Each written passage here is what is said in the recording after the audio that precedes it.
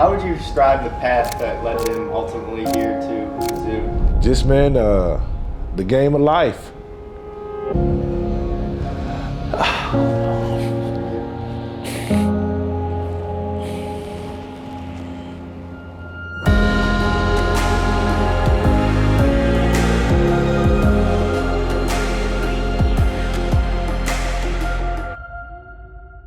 It was just waiting for his time, waiting for his moment, and it's now. He was probably about 2 years old. He got one of those Fisher-Price basketball rims. Christmas morning, he got the ball and he could shoot it through the hoop. We had it down as low as it could go, and then we just kept raising it up higher and higher and higher. And finally, it was at the 6-foot height, and he still was just shooting it in there. We really never bought toys. We always bought athletic things, football, basketball, jump ropes. It was always something sports-wise. We was all into sports, football and basketball 24/7 year round. We wasn't playing football, we was playing basketball. If we wasn't playing basketball, we was playing football. Going to a game, going to my brother's game, going to my game. Then my sister just came into it, just adopting it from me and my big brother. You gotta say after you got hot one time, what you gonna say on the interview? Show me your moves. He showed me how to grind as a young child, and he always, working hard and, taking care of us, me and my little sister, all times. He always watched us by himself. My oldest son is 8 years older than him. He was in between, so, he looked up to his brother and he loved his little sister. He was very protective of her. I know my big brother protects me, so I'm gonna protect my little sister, and he loved both of them. He taught me just how to be a man without, explaining it to me. They had a huge impact. They always wanted me to pursue my dreams, and whatever that took is what they did for me. I'm just gonna support him in what he decides, because I don't want to be the deciding factor for his life. So I just support and I encourage and I give my thoughts on wisdom, but I ultimately let him decide what he wants. I think 4 years, every game we went to was sold out. And those 4 years at New Albany was definitely amazing. The size of the gyms, fan support, it's just phenomenal. I was playing on ESPN, signing autographs, just everything. He's used to the crowds because he experienced it his whole 4 years of high school. At that young age, you had to be ready for it. You had to adjust to that type of style. I didn't have offers coming out of high school. Life throws curveballs at you. How you handle them grows you up. And that path is different. Because you see your friends, your peers, they go a smooth path. But then you see your path, and it's different. And he looked at his path, and he faced it head on.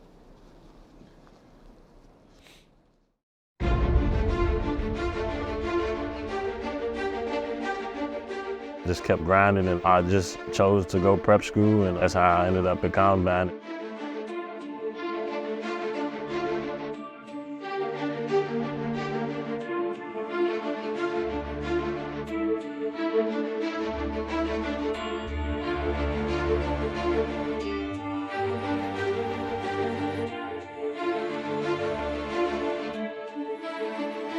When he came home from Bradley, I want to say that's when I really seen the determination that nothing was going to stop him after that.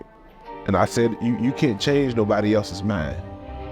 Only you can do is fix yourself. And that's what he did. Did recovery, did cryo, I just put my all into it. I understood what work really was, not just game film, but watching your workout, how you can do this better, how you can do that better each and every day, and leading up into John A. Logan. Going to school was not just school, it was business trips. And so it's been business ever since. He locked in, made a decision on what he was going to do. He's been on that path. I don't think he's going to let anything slow him up, or he's not going to stop until he gets what he wants.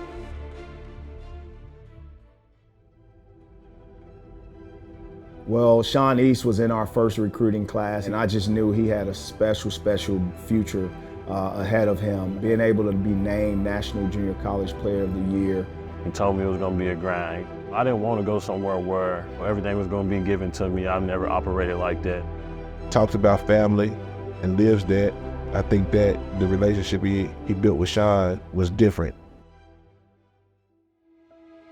I was on Mizzou's Instagram. The jersey he was holding up, when he got the job, was 55. That was all the signs I needed there, because I was going to wear 55. Nobody knew that besides my parents, and I showed them. I'm like, yeah, this is the place for me to be.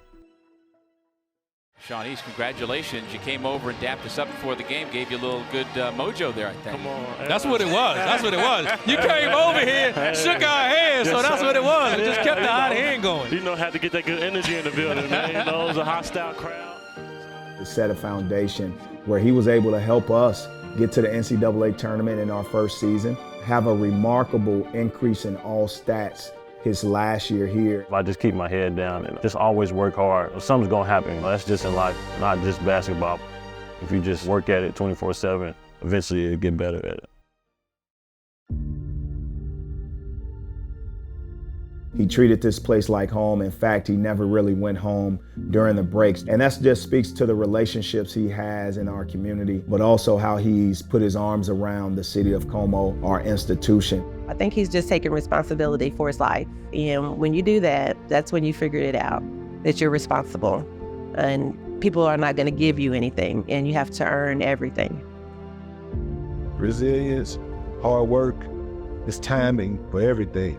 Seeing the big picture, because once you get to another level, you have to see the big picture. It ain't all about you all the time. You have to understand that part of it, and sometimes you just got to make sure that you're ready for that.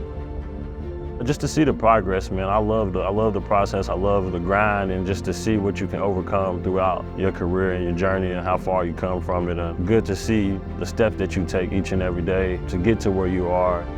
Once you're in it, you can't really think about it too much, but when you get home at night and you take a step back, looking like, dang, I came a long way from where I used to be. But just always staying lost in that grind is what I try to do, but it's fun to see, how far I came also.